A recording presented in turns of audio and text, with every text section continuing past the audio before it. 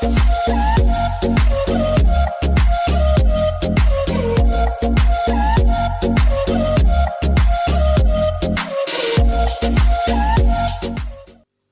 Friends, welcome to ராசி tips. எல்லோரும் எப்படி இருக்கீங்க? நல்லா இருக்கீங்களா? இன்றைக்கி நம்ம ராசி டிப்ஸ் சேனலில் நம்ம பார்க்க போகிற வீடியோ என்னென்னு பார்த்தீங்கன்னா, இந்த வெயிலுக்கு எல்லார் வீட்லேயுமே இருக்கக்கூடிய மண்பானையை எப்படி வீட்டிலையே பழக்கிறது அப்படின்னு தான் பார்க்க போகிறோம். வாங்க ஃப்ரெண்ட்ஸ், எப்படி பழக்கிறதுங்கிறத வீடியோக்குள்ளே போய் பார்க்கலாம். மண்பானையை எப்படி பழக்கிறதுங்கிறத வீடியோவை நம்ம சேனலுக்கு வந்திருக்க கமெண்டில் வினிதாங்கிற சகோதரி தான் கேட்டிருக்காங்க.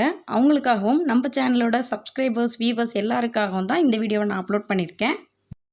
இந்த வெயில் சீசனுக்கு பார்க்குற இடம்லாம் பார்த்தோன்னா மண் பாத்திரங்கள் தான் விற்றுட்ருக்கோம். கண்டிப்பாக பார்க்குற இடத்துல மிஸ் பண்ணாமல் வாங்கிக்கோங்க.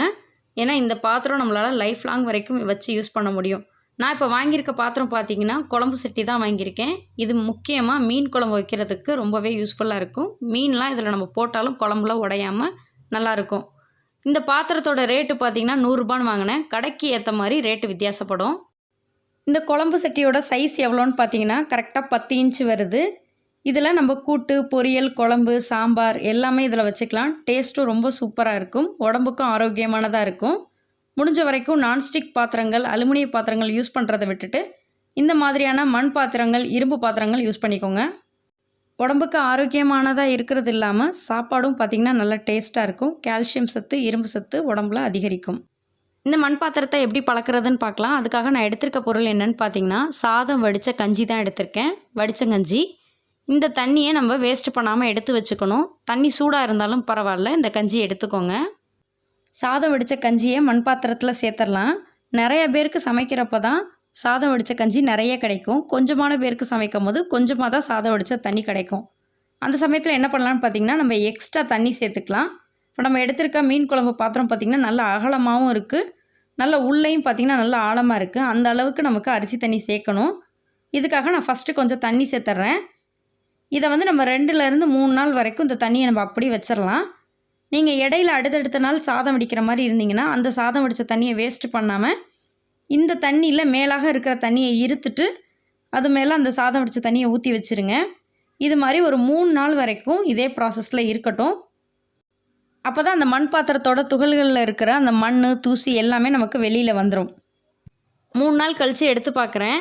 நம்ம சாதம் வடித்த தண்ணியோட தண்ணி சேர்த்துருக்கனால இந்த தண்ணி தண்ணியாகவே இருக்குது. நீங்கள் வெறும் சாதம் வடித்த கஞ்சி மட்டும் சேர்த்துருந்தீங்கன்னா இந்த தண்ணி பார்த்திங்கன்னா உறைஞ்சி போய் அப்படி கெட்டியாக இருக்கும். இப்போ இதை நம்ம அலசிட்டு எடுத்துக்கலாம். பாத்திரம் எப்போதும் நம்ம எப்படி கழுவுமோ அதே மாதிரி கழுவிக்கலாம். ஆனால் சோப்பு மட்டும் போடக்கூடாது. சோப்பு போட்டிங்கன்னா மண் பாத்திரத்தில் அப்புறம் சோப்பு ஸ்மெல்லாக இருக்கும். சமைக்கும் போது ஒரே சோப்பு ஸ்மெல்லு தான் இருக்கும். ஸ்க்ரப்பர் மட்டும் போட்டு நல்லா தேய்ச்சி க்ளீன் பண்ணிட்டிங்கன்னா நல்லா சுத்தமாயிரும் மண் பாத்திரம். அதுக்கப்புறம் தண்ணி சேர்த்து நல்லா அலசிட்டு எடுத்துக்கலாம். இந்த வெயில் சீசனுக்கு கூலிங்கான வாட்ரு குடிக்கணும், அதே சமயம் ஆரோக்கியமான தண்ணியாக இருக்கணும்னு நினச்சிங்கன்னா இந்த மண் பாத்திரத்தில் தண்ணி சேர்த்துக்கலாம். தண்ணி சேர்த்துட்டு கண்டிப்பாக இதை நீங்கள் அப்படியே வச்சிடக்கூடாது. ஏன்னா இதில் நம்ம சேர்த்துருக்க தண்ணி கீழே வடிஞ்சு கீழே வர ஆரம்பிச்சிரும். அதனால் ஒரு டப்பு இல்லை ஒரு அகலமான பாத்திரத்தில் மணல் வச்சு அதுக்கு மேலே இந்த மண் பாத்திரத்தை எடுத்து வச்சிங்கன்னா தண்ணி நல்ல கூலிங்காக இருக்கும். இந்த தண்ணியை நம்ம இந்த வெயில் நேரத்துக்கு குடிக்கும் போது நல்ல கூலிங்காகவும் நல்ல உடம்புக்கு ஆரோக்கியமானதாக இருக்கும். இந்த வெயில் சீசனில் முடிஞ்ச வரைக்கும் ஃப்ரிட்ஜ் வாட்டரை அவாய்ட் பண்ணிவிட்டு இந்த மாதிரி மண் பாத்திரத்தில் தண்ணி வச்சு குடிச்சிங்கன்னா நல்லாயிருக்கும். இந்த மண் பாத்திரத்தை நம்ம சமையலுக்காக எப்படி பயன்படுத்துறது அப்படின்னு பார்க்கலாம். சமையலுக்கு நீங்கள் பயன்படுத்துகிற மாதிரி இருந்தீங்கன்னா ஃபஸ்ட் டைம் அடுப்பில் வைக்கிறப்ப ஹை ஃப்ளேமில் வச்சு மண் பாத்திரத்தில் சமைக்காதீங்க. ஒருவேளை நீங்கள் அவசரமாக சமைக்கிறதுக்காக அடுப்பை ஹை ஃப்ளேமில் வச்சு மண் பாத்திரத்தில் சமைச்சிட்டிங்கன்னா மண் பாத்திரம் விரிசல் விழுக ஆரம்பிச்சிடும். அதனால் எப்போதுமே நீங்கள் மண் பாத்திரத்தில் சமைக்கிறப்ப அடுப்பை மீடியமான ஃப்ளேமில் வச்சே சமைங்க. அப்போ தான் மண் பாத்திரத்தை லைஃப் லாங் வரைக்கும் நம்மளால் வச்சு யூஸ் பண்ண முடியும். சிம்மிலே வச்சு சமைக்கணும். சமைக்கிறதுக்கு லேட்டாக ஆனாலும் சமையல் நல்ல டேஸ்ட்டாக இருக்கும். மண் பாத்திரத்தை நம்ம அலசிட்டு வச்சனால பாத்திரத்தில் இருக்கிற ஈரம் காயட்டும். காஞ்சதுக்கப்புறமா இதில் ஒரு சின்ன ப்ராசஸ் மட்டும் நம்ம பண்ண போகிறோம். இந்த மெத்தடில் நீங்கள் பண்ணி வச்சிட்டிங்கன்னா லைஃப் லாங் மண் பாத்திரம் நல்லாயிருக்கும். இதில் நீங்கள் சமைச்சாலும் நல்லா டேஸ்ட்டாகவே இருக்கும். இப்போ மண் பாத்திரத்தை நான் அடுப்பில் சிம்மில் தான் வச்சுருக்கேன். தண்ணி ஊற்றி வைக்கிற மாதிரி இருந்தால் பிரச்சனை இல்லை. நீங்கள் சமையலுக்காக மண் பாத்திரத்தை பயன்படுத்துகிற மாதிரி இருந்தீங்கன்னா இந்த ஒரு ப்ராசஸ் கண்டிப்பாக பண்ணியே ஆகணும். ஃபஸ்ட்டு சமைக்கிறதுக்கு முன்னாடி 1 டேபிள் ஸ்பூன் அளவுக்கு நெய் எடுத்து மண் பாத்திரத்தில் சேர்த்துருங்க. சேர்த்துட்டு மண் பாத்திரத்தோட எல்லா இடத்துலையும் நெய் நல்லா அப்ளை பண்ணணும். ப்ரஷ்ஷு வச்சு எல்லா இடத்துலையும் நல்லா அப்ளை பண்ணிடுங்க. இந்த ப்ராசஸ் பண்ணிவிட்டு நம்ம அடுப்பை ஆஃப் பண்ணிடலாம். நீங்கள் உடனே சமைக்கிற மாதிரி இருந்தீங்கன்னா இதில் ஆயில் சேர்த்துட்டு நீங்கள் சமைக்க ஆரம்பிச்சிடலாம். இல்லை நீங்கள் உடனே சமைக்கலை அப்படின்னாலும் நீங்கள் அடுப்பு ஆஃப் பண்ணிட்டு இந்த பாத்திரத்தை அப்படியே வச்சுருங்க. எப்போ சமைக்க போகிறீங்களோ அந்த சமயத்தில் மண் பாத்திரத்தை சோப்பு போட்டு அலசாமல் சும்மா வெறும் தண்ணி வச்சு ஸ்க்ரப்பர் வச்சு அலசிட்டு அதுக்கப்புறமா நீங்கள் சமைக்க ஆரம்பிங்க. இந்த மண் பாத்திரத்தில் நம்ம சமைக்கிற கூட்டு பொரியல் எதுவாக இருந்தாலும் டேஸ்ட்டாக இருக்கும். நான் மண் பாத்திரத்தில் வெண்டைக்காய் போட்டு புளிக்குழம்பு தான் வைக்க போகிறேன். பாத்திரத்தை ஹீட் பண்ணிவிட்டு தேவையான அளவுக்கு எண்ணெய் சேர்த்துக்கலாம். அடுப்பை சிம்மிலே வச்சுக்கோங்க. அதிகமாக நெருப்பு வச்சுட்டோன்னா பாத்திரம் வெடிக்க ஆரம்பிச்சிடும். இப்போ 1/2 டீஸ்பூன் அளவுக்கு வெந்தயம், 1/2 டீஸ்பூன் அளவுக்கு ஜீரகம் சேர்த்து நல்லா பொரியட்டும். அதுக்கப்புறமா வெங்காயம் சேர்த்துக்கோங்க. சின்ன வெங்காயம் அல்லது பெரிய வெங்காயம் சேர்த்துக்கலாம்.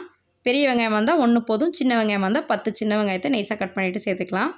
இப்போ வெங்காயத்தை இந்த ஆயிலே நல்லா வதக்கிட்டு எடுத்துக்கலாம். மண் பாத்திரத்துக்கு நீங்கள் யூஸ் பண்ணுற கரண்டி கண்டிப்பாக மரக்கரண்டியே யூஸ் பண்ணிக்கோங்க. நம்ம நார்மலாக யூஸ் பண்ணுற மாதிரி சில்வர் கரண்டிலாம் யூஸ் பண்ண வேண்டாம். அது நிறையா ஸ்க்ராச்சஸ் ஆகி மண் துகள்கள்லாம் நமக்கு சாப்பாட்டில் வர ஆரம்பிச்சிடும். முடிஞ்ச வரைக்கும் மரக்கரண்டியே யூஸ் பண்ணிக்கோங்க.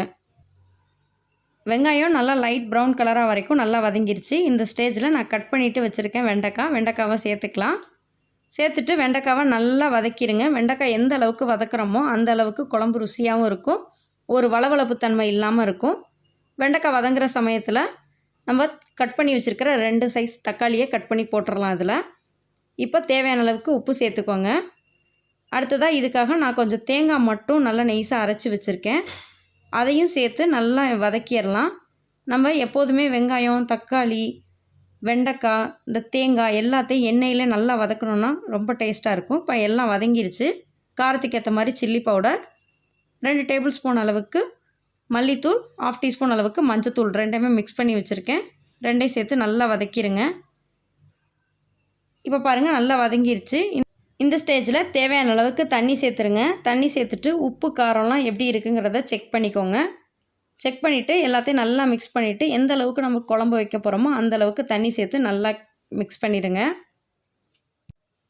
இப்போ குழம்பு கொதிக்கிற ஸ்டேஜ் ஆயிடுச்சு. ஒரு மூடி போட்டுட்டு 15லேருந்து 20 நிமிஷம் வரைக்கும் நம்ம நல்லா கொதிக்க வச்சிடலாம். அப்போ தான் வெண்டைக்காய் நல்லா வெந்து நல்லா சாஃப்டாக வெந்திருக்கும். 15 நிமிஷம் நல்லா கொதிச்சிருச்சு. மசாலா வாடெல்லாம் இல்லாமல் இருக்குது. இந்த ஸ்டேஜில் புளியை திக்காக கரைச்சி நம்ம புளிப்பு சுவைக்கு தகுந்த மாதிரி நம்ம கலந்துக்கலாம். புளிப்பு சுவையை பொறுத்த வரைக்கும் நம்ம டேஸ்ட்டுக்கு நம்ம மிக்ஸ் பண்ணிக்கலாம். கலந்துட்டு இது நல்லா ஒரு 10 நிமிஷம் கொதிச்சதுக்கப்புறமா அடுப்பை ஆஃப் பண்ணிடுங்க. இதே மாதிரி நீங்களும் உங்கள் வீட்டில் மண் பாத்திரம் வச்சு சமைச்சு பாருங்கள். அதோடய டேஸ்ட்டு ரொம்ப சூப்பராக இருக்கும். முக்கியமாக மீன் குழம்பு, காரக்குழம்பு, வத்த குழம்பு, பூண்டு குழம்பு எல்லாமே டேஸ்ட்டு ரொம்ப சூப்பராக இருக்கும். இதில் சமைச்சு சாப்பிட்றதுனால உடம்புக்கு ரொம்ப ஆரோக்கியமானதாக இருக்கும். ஃப்ரெண்ட்ஸ், இன்றைக்கி உங்களோட ஷேர் பண்ணிக்கிட்ட இந்த வீடியோ எல்லாருக்கும் ரொம்பவே யூஸ்ஃபுல்லாக இருக்கும்னு நினைக்கிறேன். இந்த வீடியோ பிடிச்சிருந்துச்சுன்னா வீடியோவை லைக் பண்ணிட்டு உங்கள் ஃப்ரெண்ட்ஸ், ஃபேமிலி, ரிலேட்டிவ்ஸ் எல்லாத்துக்கும் இந்த வீடியோவை ஷேர் பண்ணுங்கள். நீங்கள் இன்னும் நம்ம ராசி டிப்ஸ் சேனலை சப்ஸ்கிரைப் பண்ணாமல் இருந்தீங்கன்னா சப்ஸ்கிரைப் பண்ணிட்டு மறக்காமல் பக்கத்தில் இருக்க பெல் ஐக்கானை கிளிக் பண்ணிடுங்க. அப்போ தான் தினம் நான் அப்டேட் பண்ணக்கூடிய வீடியோஸ் உங்களுக்கு கூட நோட்டிஃபிகேஷன் வரும். தேங்க்யூ ஃபார் வாட்சிங். Thank you friends.